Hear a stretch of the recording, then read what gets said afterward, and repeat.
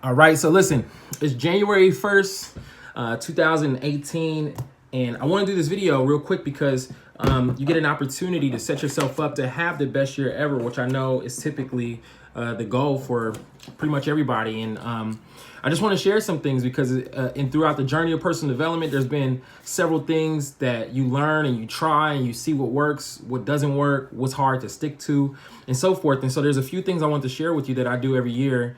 I'm not I'm not perfect at it, I'm not the best at it, but I do it enough to where I improve at it every single year, and every year gets better because of these principles. And so here's the first thing I want to say is you have to embrace this first habit. And this isn't just something for today or for this year, but this should be forever. And that habit is getting in the habit of consistently putting things on paper. So everything I'm going to talk about are things that you should put on paper. It's not just something to think about. It's something to actually write down and really let it marinate, and then also take action on those things that you write down as well. So here's the first principle that I encourage people to do coming into every single year, which is practice gratitude. Now, that's something we should be doing all throughout the year, right?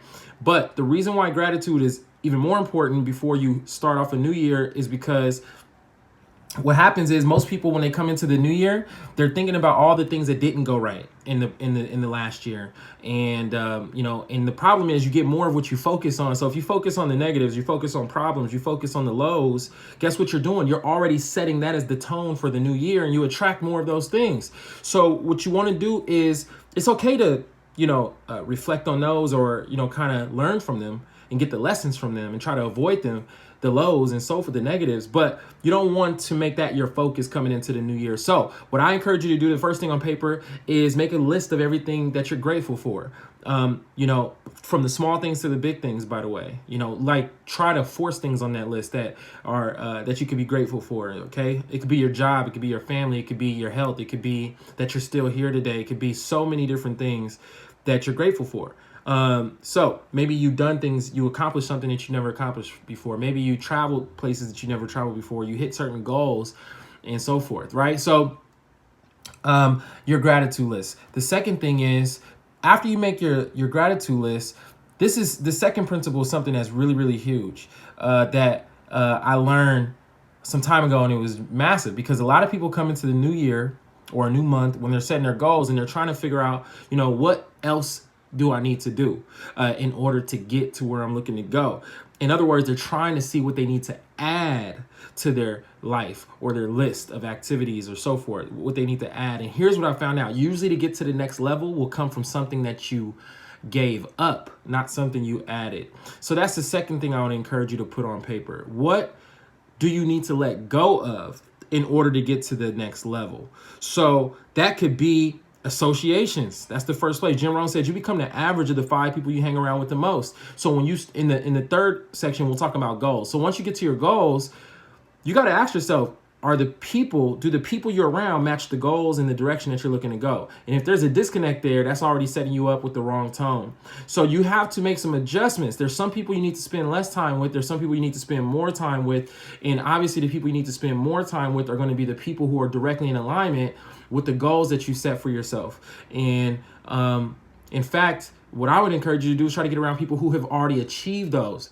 And then, of course, the second group of people are people who are striving for that same direction as well. Because, again, associations are everything. You become the average of the people you hang around with the most. And that could be from the way you talk, the way you walk, to maybe not the way you walk, but the type of money you make, the way you think, the places you go, the habits that you practice, the distractions that you allow. All of those things will come from associations naturally.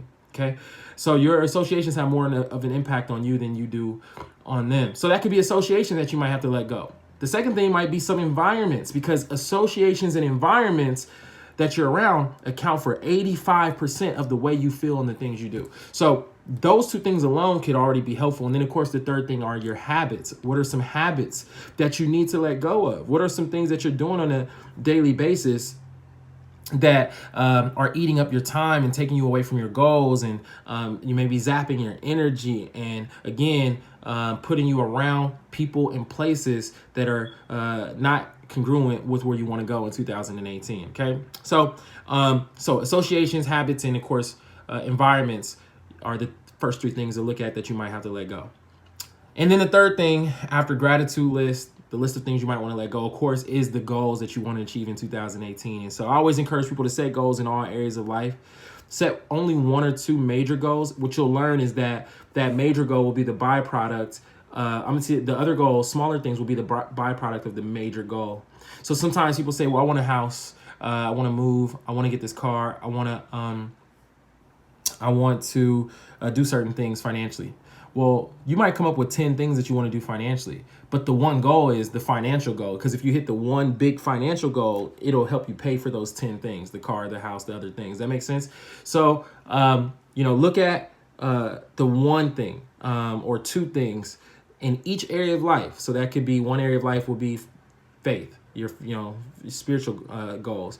And then, of course, family and home. And then you got your financial goals. And then you have your health, and then you have your social life, right? And you have your mental or educational goals. So my point is that you want to set at least one or two major goals, and then recognize the difference between the or the byproduct and the smaller things that are going to come from the actual goal. All right. So, but make sure when you take those goals, you write them down on paper. The second thing is make sure your goals, you put a deadline on each goal. I know you want to lose weight, but how many pounds and by when? Okay. I know you want to make more money, but how much and by when? And break that down throughout the year. Set benchmarks. Don't just set what you want to achieve by the end of the year, but break it down into 12 months, and then weekly or whatever. Okay. So take those goals, write them down, be specific, put a deadline. And then, of course, the next concept is called plan, do, review. So you can't just set goals and write them down without putting some kind of plan in place. Now, the plan is not the most important part. A lot of people think they got to have this special plan. Like, I never put a plan in place. How do I know how to plan it if I've never achieved it? And they start overthinking it. No, you just need enough of a plan to get started and then take action. As you take action, then more of the steps of the plan will reveal themselves. Okay. And so,